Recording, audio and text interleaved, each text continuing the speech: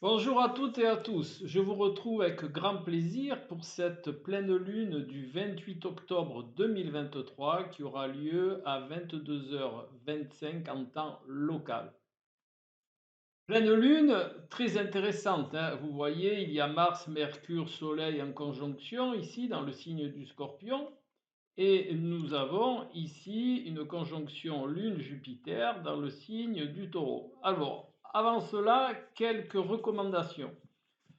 La première, c'est que la pleine lune ou la nouvelle lune sont des phases lunaires et durent en gros 3 jours. Donc, pas de décision hâtive, laissez reposer ces 3 jours passés et là, vous y verrez plus clair. La deuxième recommandation, c'est qu'il n'est pas vraiment nécessaire de faire des vidéos de 3 heures pour expliciter l'énergie de la pleine ou de la nouvelle lune. Hein, ce sont des énergies qui sont génériques, bien entendu, parce qu'il faudrait appliquer ces ciels de pleine lune et de nouvelle lune sur la carte natale de la personne. Donc, une fois que l'on a exprimé l'énergie ambiante que tout le monde va vivre, mais en plus, en moins et de manière un petit peu différente selon la corrélation avec le thème natal, eh bien, il n'est pas nécessaire de faire de la littérature. Alors, c'est certain, j'ai un esprit de synthèse dû à la pratique du symbolisme, de l'astro, de la tarologie, tout ça. Voilà, c'est ce que je voulais vous spécifier. Alors, maintenant, en droite ligne dans cette pleine lune. Donc, comme je vous le disais, triple conjonction ici, dans le signe du Scorpion. Qu'est-ce que ça veut dire? Ça veut dire qu'on va chercher à mettre en lumière intellectuellement ce que l'on ressent au fond de soi. Vous voyez, c'est simple, c'est concis, c'est simple. Pas besoin de faire pas besoin de faire un livre sur le sujet. De plus, il y a Mars, hein, regardez Mars, qui est conjoint à Mercure, donc il va y avoir beaucoup d'énergie d'analyse, de raisonnement, de discernement, hein. Et donc tout cela va servir à mettre à jour ce que l'on a au fond de soi, mettre à jour, mettre en lumière, soleil. Voilà. Et bien entendu, je vous explique souvent cette notion de complémentarité en rapport de ce qui est exprimé en termes d'opposition. Quand c'est bien vécu, cette complémentarité, eh bien, elle est bénéfique et elle reste une complémentarité, c'est-à-dire que deux pôles vont aller de manière synergique. Voilà. Et quand cette complémentarité, donc là, ici, l'axe taureau-scorpion, n'est pas vécu de la bonne manière, eh là, oui, ça devient une opposition. Voilà. J'estime à chaque fois qu'il est important de vous faire un petit rappel parce que vraiment, ces axes-là, quand on les conçoit, ce sont vraiment des complémentarités, quel que soit l'axe, hein. Et quand on exprime une complémentarité directement en termes d'opposition, ben, ça peut fausser la perception, hein. Donc, je pense qu'il vaut mieux partir, c'est une proposition, bien entendu, je ne cherche à convaincre personne puisque je ne détiens pas la vérité. Donc, forcément, je cherche à convaincre personne, mais c'est une proposition que je vous fais de partir justement de la complémentarité, de vous poser la question, est-ce qu'elle est bien vécue? Si elle est mal vécue, ça devient une opposition, bien entendu. Voilà. Et en face, nous avons la Lune ici, Jupiter ici, qui sont en conjonction, hein, ça veut dire qu'ils sont très proches un de l'autre, pour ceux qui ne connaissent pas l'astrologie. Conjonction, c'est quand on est très près, hein, à moins, puisqu'il y a la Lune qui est un luminaire, on va dire à moins de 8 degrés d'une de l'autre, eh c'est une conjonction. Voilà. Et cette conjonction, donc Lune-Jupiter dans le signe du taureau, va évoquer que quelque part je suis bien dans mes baskets et que j'aimerais bien y rester. Voilà. Ça veut dire que je suis habitué à mon système émotionnel, je le perçois de la bonne manière, je le connais bien, j'en ai la connaissance, Jupiter, bien entendu, et bah, si je peux y rester, c'est bien. Donc là, nous allons conscientiser que est-ce une complémentarité ou est-ce que cela sera vécu comme une opposition? Eh bien là, tout dépend de votre perception des choses. Moi, la perception que je vais vous donner, eh ben, va être double. Je vais vous donner le côté complémentarité et je vais vous montrer le côté opposé. Voilà. Donc, le côté complémentarité, eh ben, on va dire que cette mise à jour par notre discernement et par notre raisonnement, toute cette énergie que l'on va mettre dedans, hein, eh bien, ça va pouvoir mettre à jour nos habitudes, hein, nos habitudes émotionnelles, notre perception de la sentimentalité, notre perception du rêve et notre perception de tout ce qui touche à l'émotionnel dans son terme général. Et bien entendu, dans le taureau, eh bien, pour nous, c'est bien concret, hein. C'est pas du rêve, justement, même si la lune a un côté rêveur, mais on concrétise nos rêves, si vous préférez, et on va chercher à rester dans cette énergie. Et là, on va chercher justement à aller voir au fond de nous, hein, signe du scorpion, on va aller voir au fond de nous ce qu'on peut transmuter. Alors, petit rappel pour la transmutation, c'est un état A pour arriver à un état B avec une étape intermédiaire et l'état B sera totalement différent de l'état A. Ça veut dire qu'on va être une personne différente. Voilà, en clair, vous voyez, quand on synthétise bien, on va être une personne différente en ayant vécu une étape intermédiaire. Voilà. Donc, en alchimie, la transmutation, c'est solver et coagulage, dissous, et de cette cendre va renaître autre chose. Voilà. Donc, vous voyez que c'est quand même une pleine lune importante, hein, et bien entendu, comme Mars est conjoint à Mercure-Soleil, ben, ça va non seulement l'énergie qui va être mise dans cette phase introspective, eh bien, en plus, ça va bousculer un petit peu. Voilà. Maintenant, et je vous en parlerai avec la carte de tarot, parce que pour une fois, j'ai fait la réduction théosophique avant, et je vais vous expliquer, je vais vous expliquer quelque chose avec la carte du tarot qui est associée à cette pleine lune, et vous comprendrez mieux ce système un petit peu euh, euh, introspectif. Donc, revenons à notre triple conjonction ici. Donc, je vous ai dit, transmutation. Et transmutation de quoi? Eh bien, transmutation de nos habitudes, de notre zone de confort émotionnel, de notre mise au concret même de ces perceptions émotionnelles, de nos rêves, tout ça, on est bien dedans, hein, on est bien dans cette énergie-là, on est bien dans cette ambiance, mais cette ambiance, forcément, quand on va mettre de l'autre côté avec le soleil en lumière, eh bien, ça va nous proposer de changer certains aspects. Et on va les changer de manière, on va l'accueillir et on va les changer de la belle manière, c'est-à-dire avec enthousiasme, énergie, et le soleil va amener ce côté lumineux. Ça, c'est quand c'est vécu de manière complémentaire. Quand c'est vécu de manière opposée, eh bien, bien là, pour le coup, ça va être très compliqué parce que vous allez avoir un côté qui va vous pousser, mais vraiment avec Mars, hein.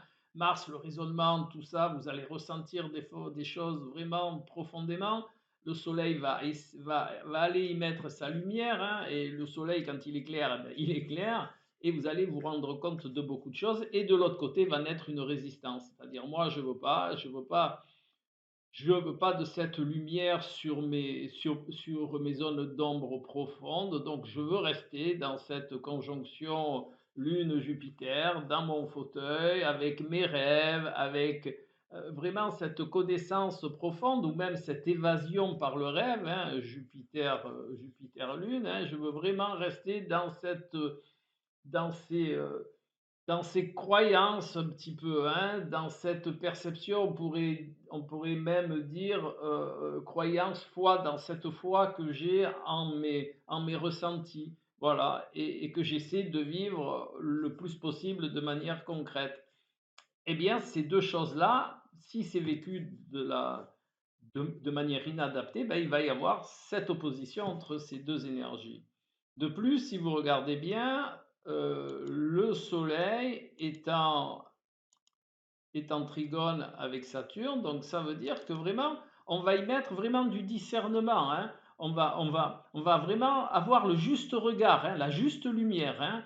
Soleil, Saturne, hein. Saturne est la juste mesure, donc Soleil, Saturne, c'est la juste lumière, de plus dans le signe des poissons, donc il va y avoir cette perception de la juste lumière, mais aussi avec une forme d'inspiration. Voilà.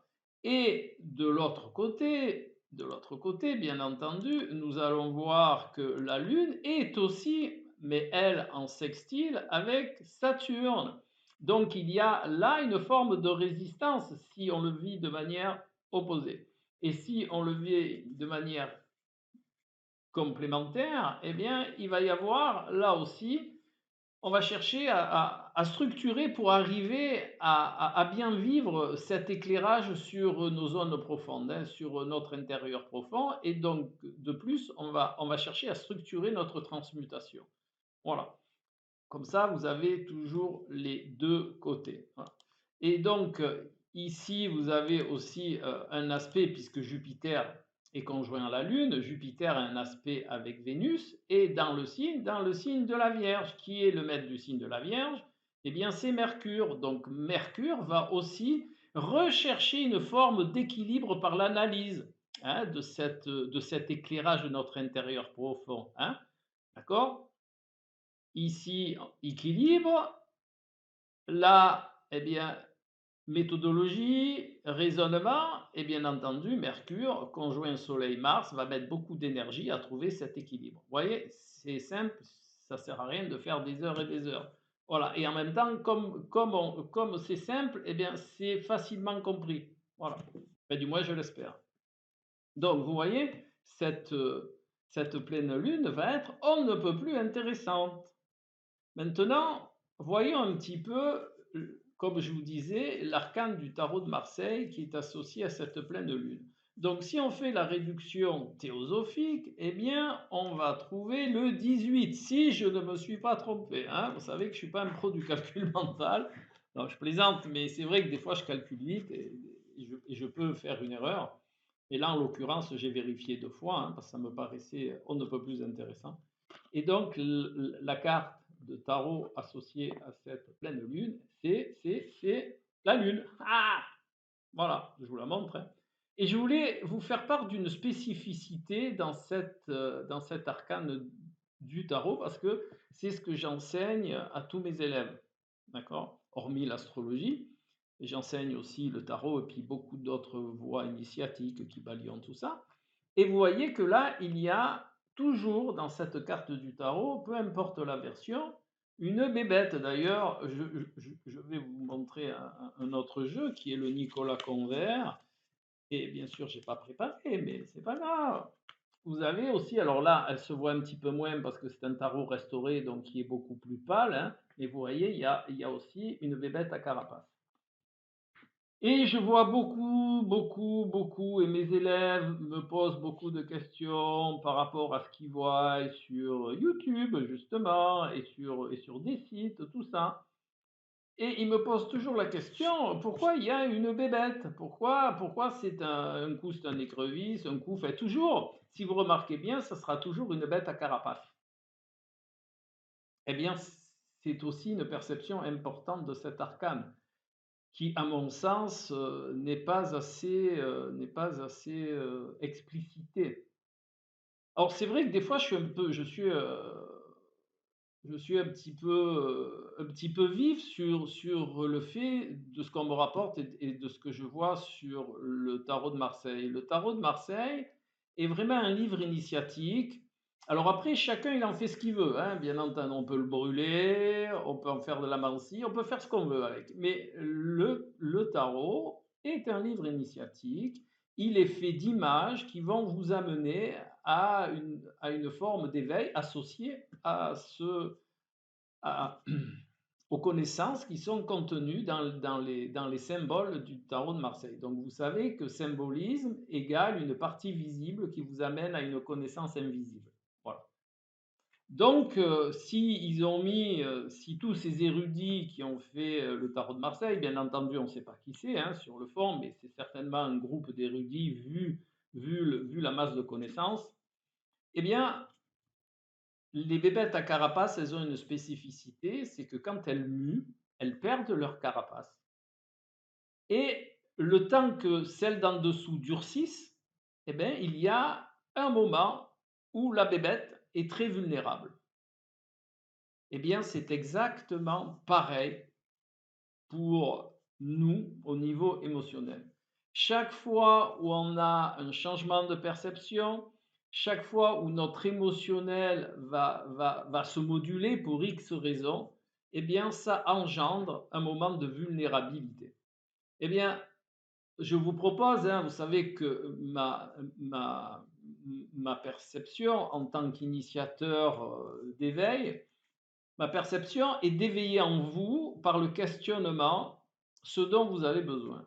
Eh bien, cette perception-là, je vais vous proposer de regarder en vous si quand vous avez été bousculé émotionnellement, ou quand vous comprenez quelque chose, ou quand il y a vraiment un changement émotionnel qui se passe en vous, ben vous verrez que vous avez toujours une période de vulnérabilité. Voilà.